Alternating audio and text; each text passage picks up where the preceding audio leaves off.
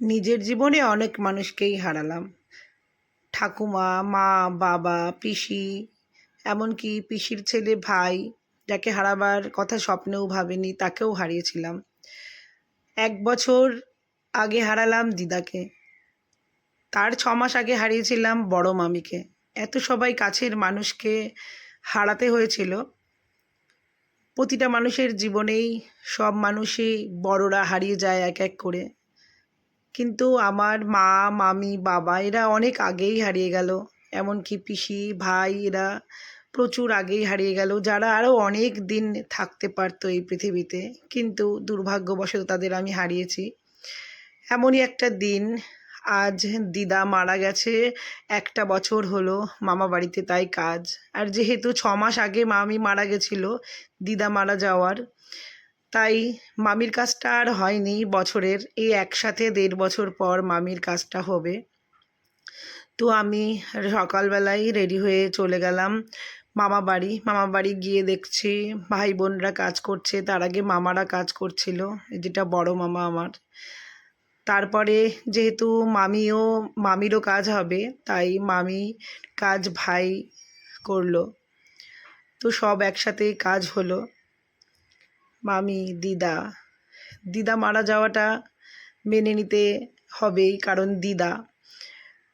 কিন্তু মামি মারা যাওয়াটা মেনে নেওয়া যায় না একদমই। যেমন ঠিক ৫২ বছর বয়সে আমার মা মারা গেছিল, আর মামি 48 ইয়ার্সে মামিও মারা গেল। জাস্ট এগুলো না খুব কষ্ট দেয় মনে, ভীষণই কষ্ট দেয়। তো সবাই কাজ করছিল, যথারীতি কাজ হয়েও গেল। তো যেটা পিণ্ড জলে দান করতে হয়, সেই জন্য মামা, ৩ মামা আর বড় মামার ছেলে ভাই ওর মায়েরটা দেবে, আর মামারা তার মায়েরটা। তো আমরা মামাদের সাথে সবাই চলে আসলাম পুকুরে, এখানে সে পিণ্ডটা দান করা হবে। তো আমার যেহেতু মামাদের ভাগনা প্রয়োজন হয়, তো আমার ৩ মামার আমার ভাই হচ্ছে ওদের ভাগনা। তো ভাগনা ধরতে হয় এই সমস্ত কাজে, একটা নিয়ম আছে, অনেকেই জেনে থাকবে হয়তো বা।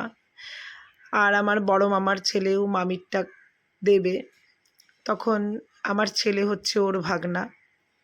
তো সেই জন্য আমার ছেলে ভাইকে ধরে পিণ্ডটা দান করলো মামির। এটা একটা রিচুয়াল, এটা করতে হয়, যা আমাদের বাঙালিদের এই নিয়মগুলো আছে, যথারীতি মানতে হবে।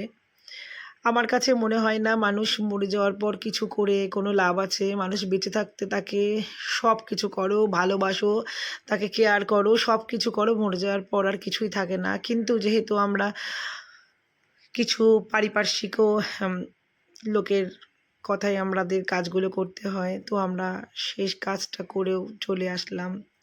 1টা বছর হয়ে গেল, নিজেদের জীবন থেকে ভালো মানুষগুলো, নিজের প্রিয় মানুষগুলো চলে যাচ্ছে।